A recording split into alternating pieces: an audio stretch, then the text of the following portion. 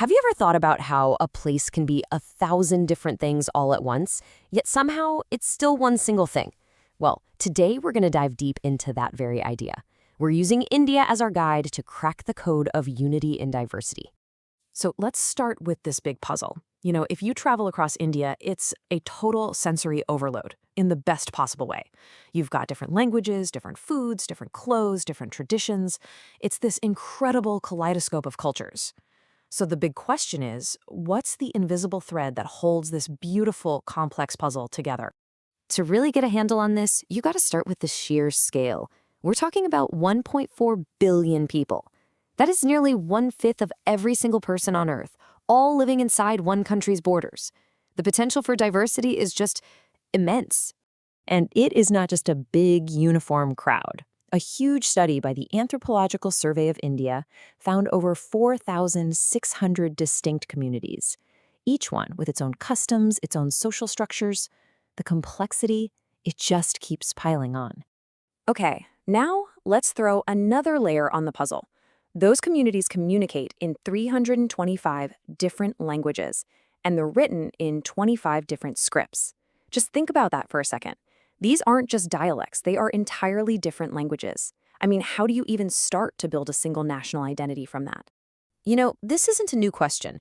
People have been scratching their heads about this for a long time.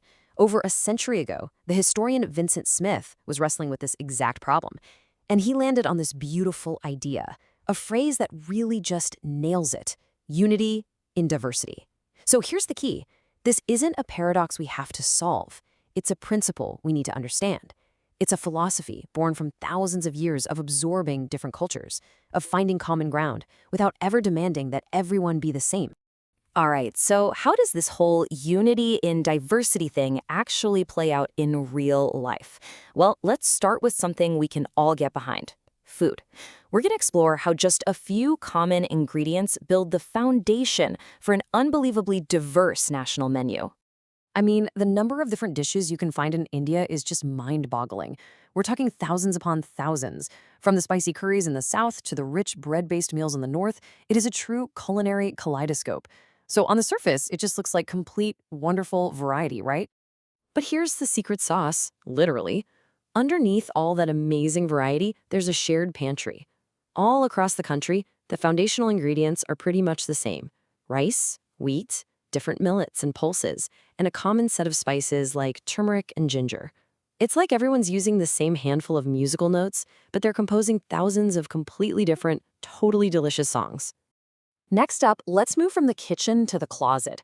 We're going to see how one single unstitched piece of cloth, the sari, weaves this exact same story of profound unity and endless diversity. And no, this is not some new fashion trend. Look at this stone carving. It's from centuries before the Common Era.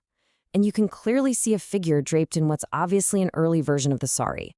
It's a garment that is deeply, deeply woven into the subcontinent's long history. And then you fast forward to today, and that one simple idea has just exploded into a whole universe of variety. You've got Banarasi silks, Kanjivaram weaves, vibrant cottons, hundreds of styles, colors, and textures. The one becomes many right before our eyes. But here's where it gets really clever. The genius of the sari isn't just about how it looks. It's a masterclass in elegant, multi-purpose design. It's not just something you wear, it's a tool you use every single day. And this just brilliantly shows the practical wisdom that's embedded in the culture. For example, a mother working out in the fields can just tie a corner of her sari to a branch, and just like that, she's created a safe, shaded cradle for her baby. It's a garment of care, and it's a garment of protection. And then, in the blink of an eye, it transforms again. Now it's a sturdy tool for carrying, for holding, for sifting grain during the harvest. Its simplicity is its strength. One piece of cloth serving countless needs. That's a perfect metaphor for unity in diversity. Okay, so we've seen it in food, we've seen it in clothing. Now let's dive into the world of the intangible, into the stories, the festivals, and the myths that create a shared cultural consciousness. Take the Harvest Festival. It's celebrated around January 14th. The core reason, being grateful for the harvest, is the same everywhere. But the celebration itself takes on all these different names and local flavors. It's called Pongal in the south, it's Lohri in the north, and it's Meg Bihu out in the east. One reason? So many different celebrations.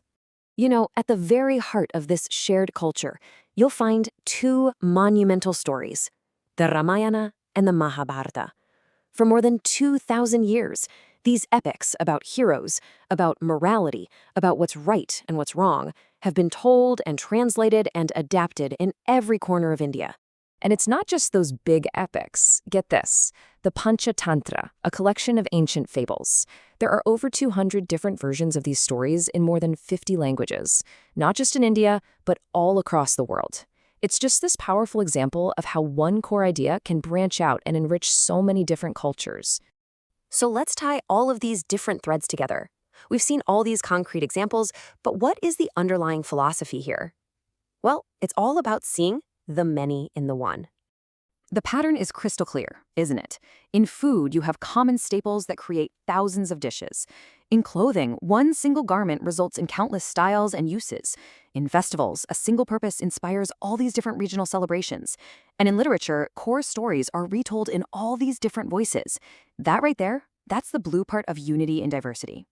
The great poet Rabindranath Tagore captured this feeling just perfectly.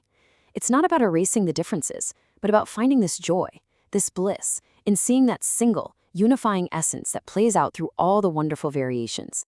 And that leaves us with a final thought. This isn't just a concept for understanding one country. It's really a way of looking at the world. In our own lives, in our own communities, what can we learn from this powerful idea of celebrating not just what makes us the same, but also the beautiful, diverse ways we express it?